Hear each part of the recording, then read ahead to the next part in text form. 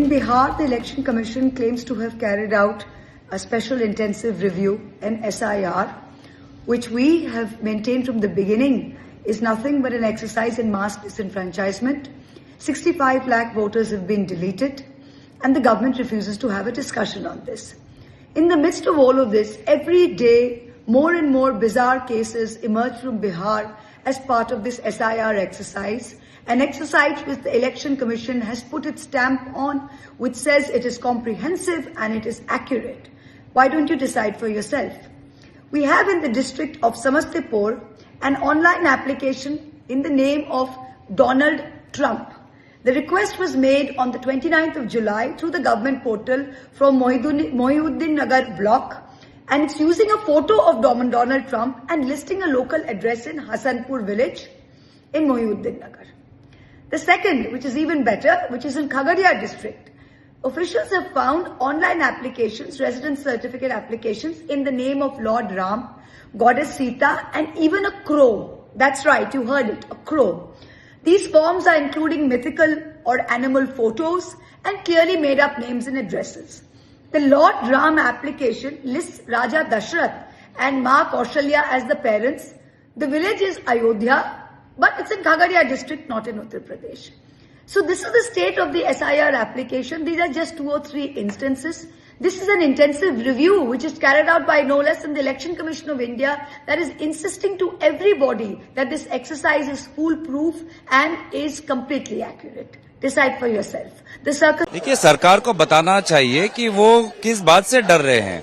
आखिर ये लोगों का वोट देने का अधिकार है, वोट की प्रक्रिया है, चुनाव की प्रक्रिया है।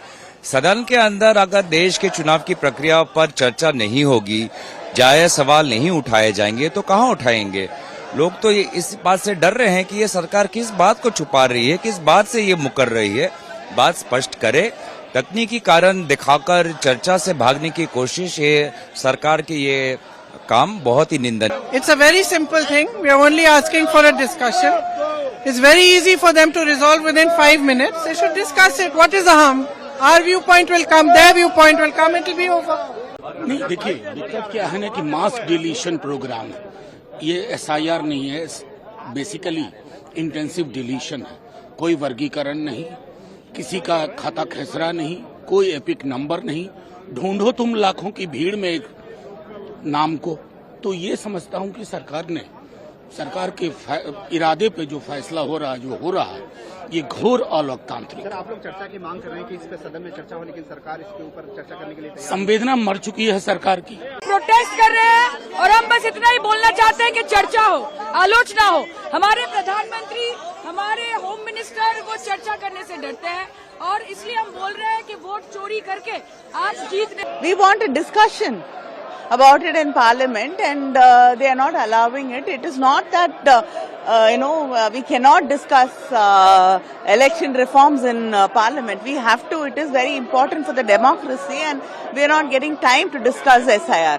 हफ्ते से बोल रहे हैं कि चुनाव आयोग, सत्तारूढ़ दल भाजपा और NDA के सहयोगी दलों के साथ मिलकर बिहार के उन लोगों का नाम वोटर लिस्ट से काटने की कोशिश कर रहा है जिसको समाज में हम लोग वंचित, गरीब या प्रवासी जानते हैं। जो बिहार के लाखों बच्चे बाहर गए हैं मजदूरी करने, सरकार को मालूम है कि वो वापस आएंगे तो NDA के खिलाफ वोट करेंगे, इसीलिए उनका नाम काटने का प्रयास हो रहा है। लेकिन मैंने ये पहले भी कहा है, सुप्रीम कोर्ट ने कह दिया कि जिसके पास भी आधार कार्ड है उसका नाम वोटर लिस्ट में रहेगा।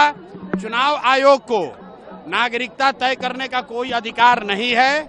और अंतिम बात, अगर 2-4 लोगों का नाम कट भी गया तो याद रखिए, अगर 100 में 95 आदमी का भी नाम वोटर लिस्ट में है तो वो 95 लोग ही भारतीय जनता पार्टी और नीतीश कुमार को हटाने के लिए काफी हैं।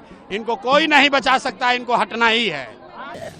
अगर मान लीजिए ये सारे बोगस मतदाता थे वहाँ पर, जैसा कि कहा जा रहा है कि इतने लोग फर्जी थे, तो वर्तमान में जो बिहार की सरकार है वो उन्हें भी तो इन्हीं लोगों ने चुना है, उसे भी तो फिर उसको भी आप निरस्त कर दीजिए। साथ ही जो अभी एमपी इलेक्शन हुआ था वहाँ भी हुआ, पूरे देश में हुआ, तो जो एमपीज चुन के आए हैं वहाँ से बीजेपी के या उनसे जो सपोर्ट कर रहे हैं ऐसी पार्टियों से, तो उन पर भी प्रश्न चिन्ह खड़ा होता है कि इसका मतलब उन्हीं फर्जी वोटरों ने दिया था वोट, तो उस पर आप विचार नहीं कर रहे हैं, ना ही इलेक्शन कमीशन कर रहा है। तो ये जो है, आपको पता होगा कि बिहार के मैक्सिमम मजदूर भाई लोग रहते हैं, पूरे देश में फैले हुए हैं। कई बार वो लोग अपने कागज संभाल के नहीं रख पाते हैं, या तो घर में छूट जाता है, गांव में बारिश में कहीं खराब हो जाते हैं, कहीं वो कर्म क्षेत्र में रह गया, उनको छुट्टियां ठीक से नहीं मिल पाती क्योंकि वो निचले तबके के काम भी करते हैं, छुट्टियां बहुत मुश्किल से मिलती है। वो साल भर पैसा इकट्ठा करते हैं कि छठ में एक बार घर जाएंगे, पाई पाई जोड़कर वो घर जाते हैं, ट्रेन का खर्च निकालते हैं, बस का खर्च निकालते हैं।